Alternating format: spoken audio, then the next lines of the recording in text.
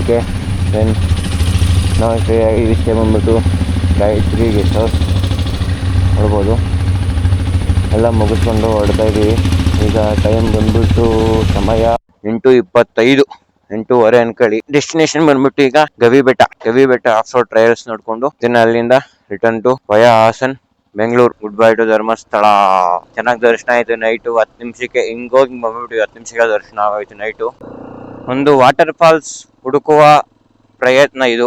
ಈ ರೂಟ್ ತೋರಿಸ್ತಾ ಇದೆ. ಜಾಗ ಇಲ್ಲ ಅಂದ್ರೆ ಒಳಗಡೆ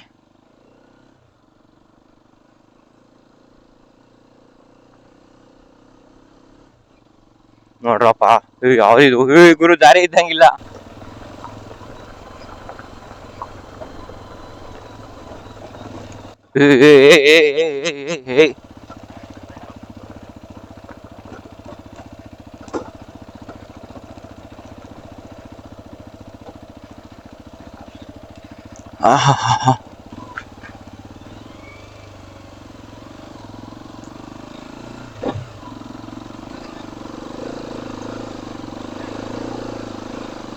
ಚಿಕ್ಕ ಚಿಕ್ಕ ದೀವಾರ ಇವು, ನಮ್ಗೆ ದೊಡ್ಡ ದೀವಾರ ಬೇಕು.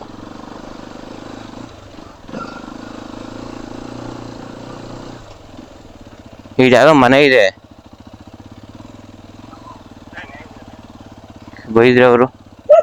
ಓ ಸಾರಿ. ಅವ ಅಜ್ಜಿ ತುಳುವಲ್ಲಿ ಮಾತಾಡ್ತಾ ಇದ್ದಾಳೆ. ಆಫ್ ರೋಡಿಂಗ್ ಕಾಫ್ ಆಯ್ತಾ?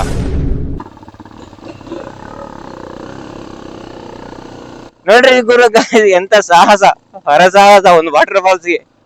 ಅದೇ ಆಶ್ಚರ್ಯ. ಅದೇ ಜೀಪ್ ಬರುತ್ತಲ್ಲ ಅದ್ರಲ್ಲಿ ಮೋಸ್ಟ್ಲಿ ಬರ್ತಾರೆ ಅನ್ಸುತ್ತೆ. ಹತ್ತಲ್ಲ, ಒಂದ್ ಅರ್ಧ ಕಿಲೋಮೀಟರ್ ಅಂತಿದ್ದಾಳು. ರೈಟ್ ತಗೋ. ಅದೇ ನಾವು ಗೇಟ್ ನಿಲ್ಸಿದ್ವಲ್ಲ, ಅದ್ರೊಳಗಡೆ ಹೋಗ್ಬೇಕಷ್ಟೇ, ಗಾಡಿ ಪಾರ್ಕ್ ಮಾಡ್ಬಿಟ್ಟು.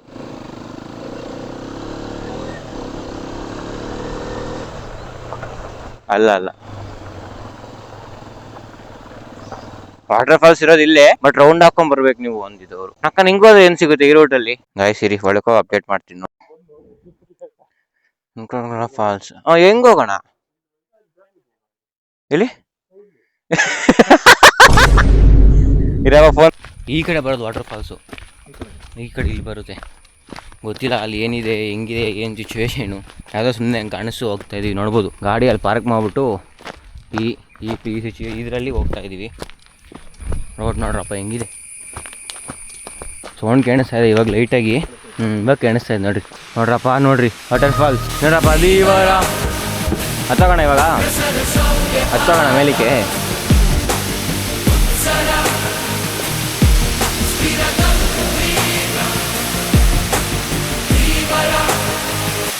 ನೋಡ್ರಪ್ಪ ಹಿಂದ್ಗಡೆ ಹೆಂಗಿದೆ ಪ್ಲೇಸು. ಯಾಣ ಕೇಸ್ ಇದಾಗಿದೆ. ಒಬ್ಬೊಬ್ಬರೇ ಇದ್ದಿದ್ದು ಅಂತೇಳಿ ಬರ್ಬೇಡ್ರಿ. ಒಬ್ಬೊಬ್ಬರೇ ಬರಕ್ಕೆ ಹೋಗ್ಬೇಡ್ರಿ.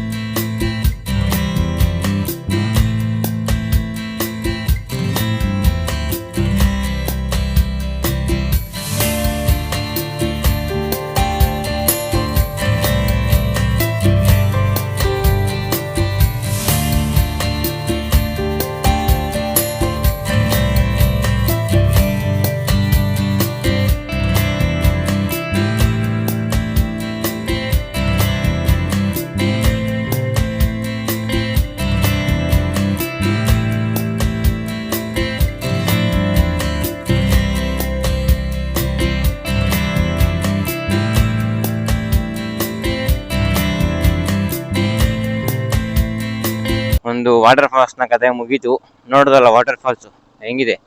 ನೀರ್ ಕಮ್ಮಿ ಇದೆ, ಜನ ಇಲ್ಲ. ಒಂದು ಫ್ರೆಂಡ್ಸ್ 5-6 ಜನ ಬಂದ್ರೆ ಚೆನ್ನಾಗಿರುತ್ತೆ. ಒಬ್ಬೊಬ್ರೆ ಬಂದ್ರೆ ಸ್ವಲ್ಪ ರಿಸ್ಕ್ ಏರಿಯಾ ಅಂತ ಅನ್ಸುತ್ತೆ.